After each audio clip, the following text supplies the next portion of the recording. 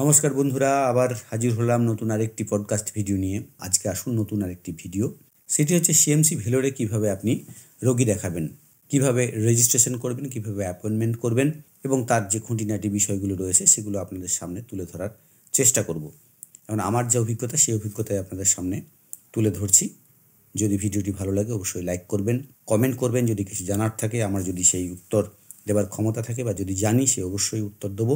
অন্যরা এই ভিডিওটি দেখতে পাই অবশ্যই শেয়ার করবেন, আর চ্যানেলটি অবশ্যই সাবস্ক্রাইব করবেন।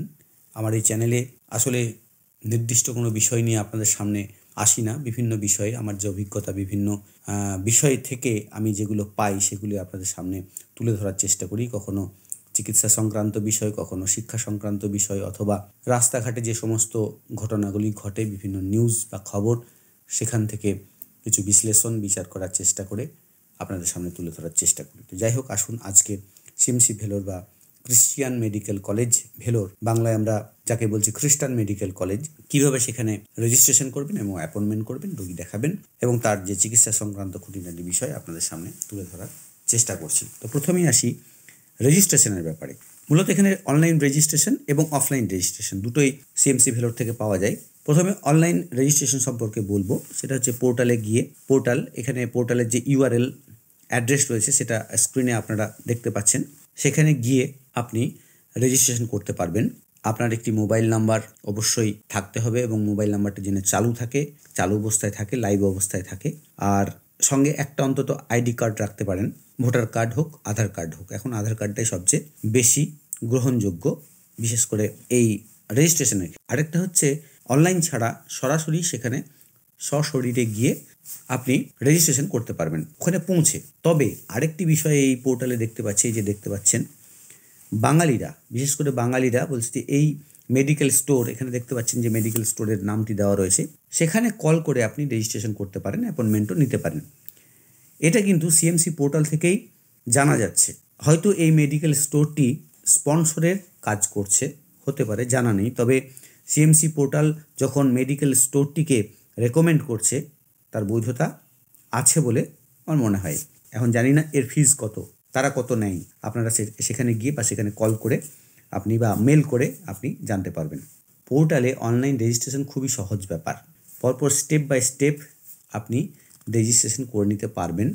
খুব সহজ, এমন কিছু কঠিন ব্যাপার নয়। নাম লিখতে হবে, অ্যাড্রেস লিখতে হবে, মোবাইল নাম্বার দিতে হবে, তারপর সাবমিট করতে হবে।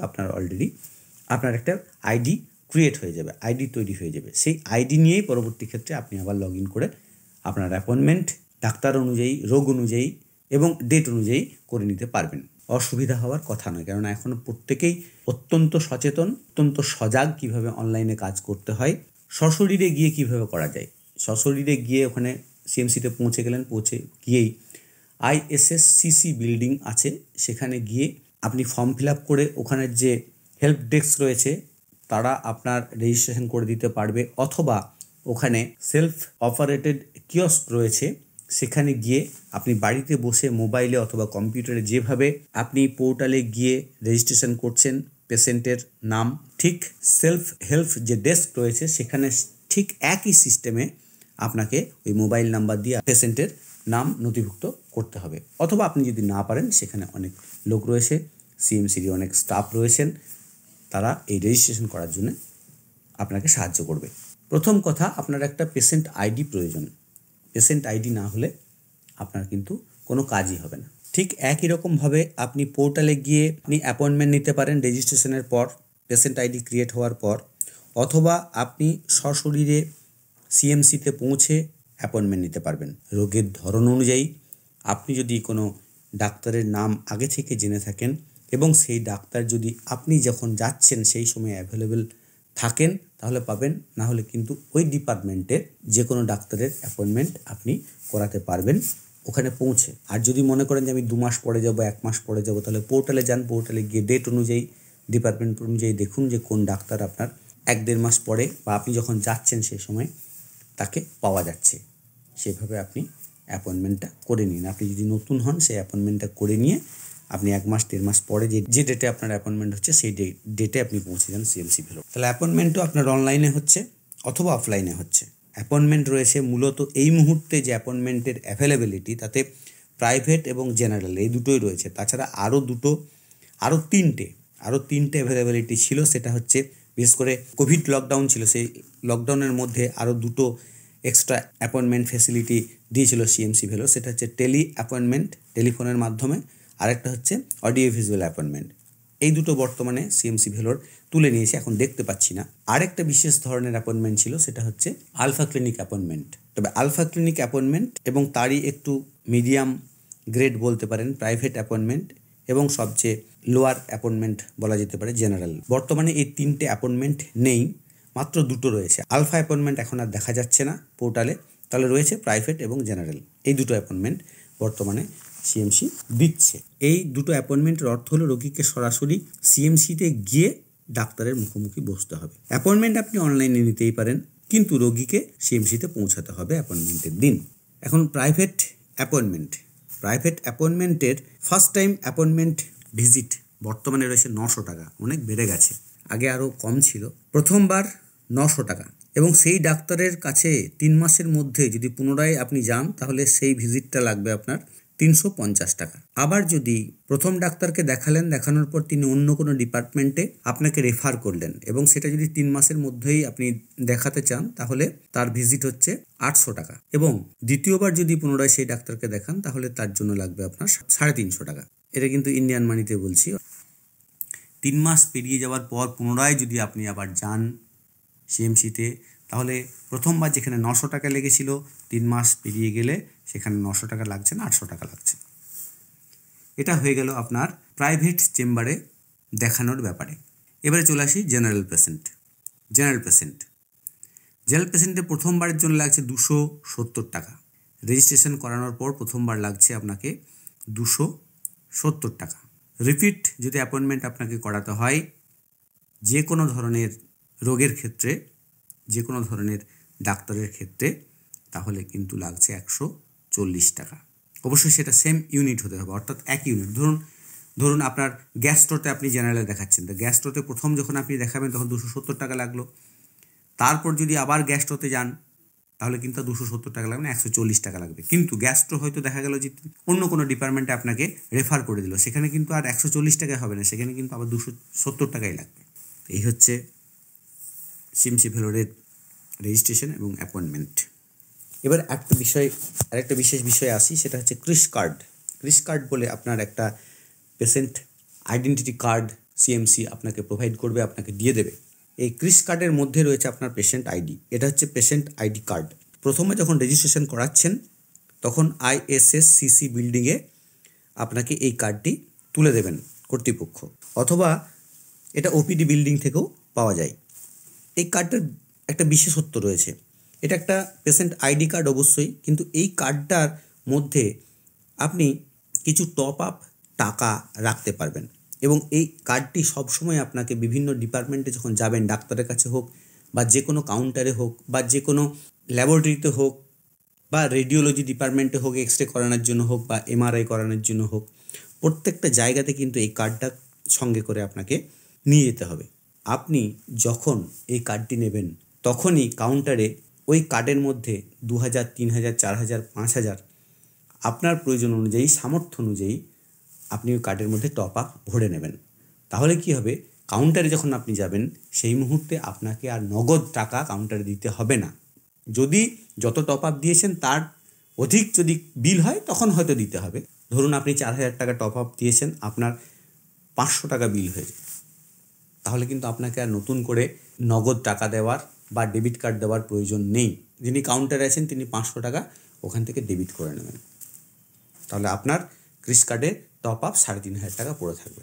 এইভাবে আপনি পরবর্তী স্টেপগুলো বা পরবর্তী ক্ষেত্রে ওই ক্রিস কার্ডের টপ আপটি ব্যবহার করতে পারবেন। দেখা গেল 15 দিন পর আপনার চিকিৎসা হয়ে গেল, ক্রিস কার্ডের মধ্যে তখনও 2000 টাকা বা 3000 টাকা রয়েছে, আপনি আবার ISSCC বিল্ডিংয়ে যাবেন এবং সেই বাড়তি টাকাটা আপনি উইথড্র করে নিতে পারবেন। আপনাকে সেই কর্তৃপক্ষ ওই টাকা আপনাকে ফেরত দিয়ে দেবে।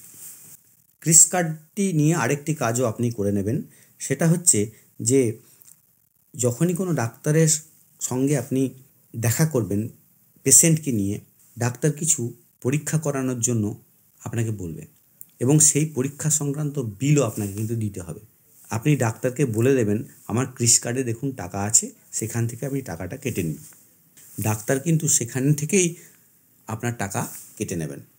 আপনি কেবলমাত্র ডাক্তার যে পরীক্ষাগুলো করাতে বলেছেন তার যে প্রেসক্রিপশনটা সেটা কাউন্টারে নিয়ে আসবেন। কাউন্টারে আনার সাথে সাথে লাইনে দাঁড়াবেন।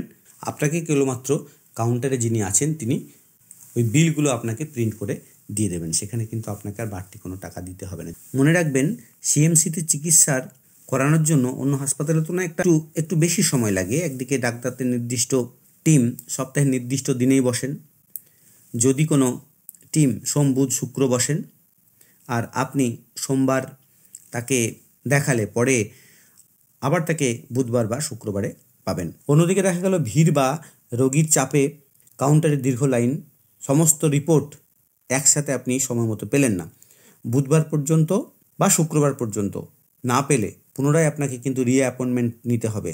এটা কিন্তু একটা ঝামেলার বিষয়, চিকিৎসা দীর্ঘ হওয়ার এক বিশেষ কারণ বলা যেতে পারে। তবে এই যে ভিড় এবং চিকিৎসার জন্য দীর্ঘ সময় লেগে যাওয়া, এর জন্য সিএমসি কী করলো এবং সিএমসি করেছে কি, সিএমসি এই রোগীর ভিড় সামলানোর জন্য, চিকিৎসা নির্ঝঞ্ঝাট করানোর জন্য অনেকগুলো শাখা খুলে দিয়েছে।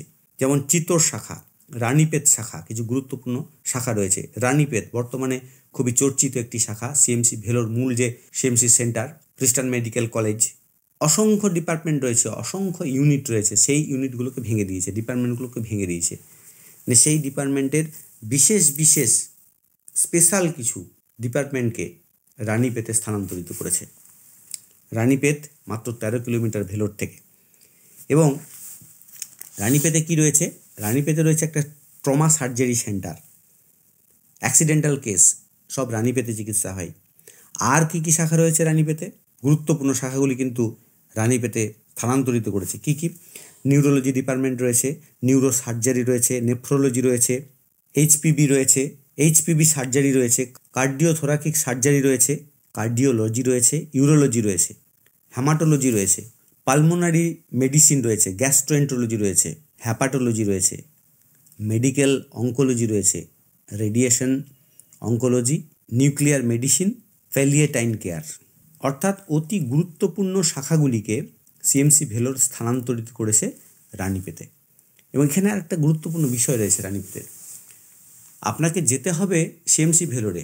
যদি আপনার প্রয়োজন হয় রানীপেতে যাওয়ার, তাহলে সিএমসি কিন্তু সিএমসির কারুর বৈশ্য ব্যাংকের সামনে থেকে সিএমসি বাস পরিষেবা চালু করেছে রোগীদেরকে নিয়ে যাওয়ার জন্য। প্রতি আধ ঘন্টা অন্তর অন্তর বাস রানীপেতে যাচ্ছে। যদি মনে করেন যে সিএমসি ভেলোরের বাসে যাবেন না, আপনি সেখানে অন্য কোনো বাসে যেতে পারেন, অটো অথবা প্রাইভেট বাসেও আপনি যেতে পারবেন, অসুবিধা হওয়ার কথা নয়। আপনি সারাদিন সেখানে চিকিৎসা করিয়ে পুনরায় আবার ভেলোরে হোটেলে ফিরে আসুন। বন্ধুরা, এই ছিল আমার আজকের পডকাস্ট ভিডিওর বক্তব্য। অনেক কিছু বললাম, হয়তো অনেক কিছু বললাম না। যদি আপনাদের জানার কিছু থাকে আপনারা প্রশ্ন করুন, কমেন্ট করুন, আমি অবশ্যই উত্তর জানাবো। আর আরেকটি বিষয় বলে দিই, আমাদেরই একটি ব্লগ সাইট রয়েছে যার লিঙ্ক আমি ডেসক্রিপশনে দিয়ে রাখলাম। বিভিন্ন ধরনের বিষয় সেখানে তুলে ধরা হয়েছে, লেখা রয়েছে।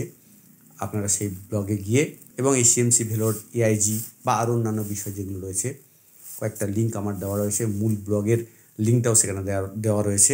আপনারা সেখানে গিয়ে আমাদের ব্লগটি দেখতে পারেন। নমস্কার, সঙ্গে থাকার জন্য অসংখ্য ধন্যবাদ। দেখা হবে অন্য